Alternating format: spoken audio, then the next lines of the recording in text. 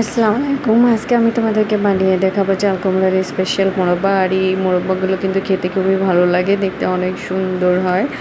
আর এই জন্য একটা বিশাল বড় চাল কুমড়া নিয়েছি। আর এর জন্য কিন্তু পাকা চাল কুমড়া দরকার হয়।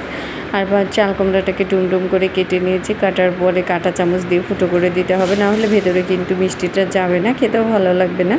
এরপরে হালকা ভাপ দিয়ে নিয়েছি। হালকা ভাপ দিয়ে নেওয়ার পর পানিটা ভালোভাবে চিপে নিয়েছি। তারপরে কড়াইয়ে সামান্য পরিমাণে পানি দিতে হবে, তেজপাতা গরম মশলা দিয়ে দিতে হবে।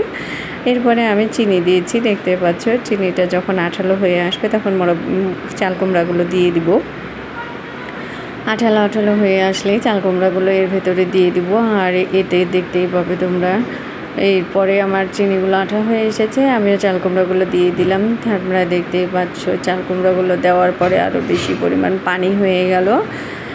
আর এটা তো মোরব্বাতে হলো না, কিছুতেই মোরব্বার মতন হলো না, তোমাদের দেখাতে চাইলাম। তারপরও দেখো কি অবস্থা। তোমাদের জানা থাকলে অবশ্যই আমাকে কমেন্ট করে জানাবে কীভাবে এই মোরব্বা বানাতে হয়।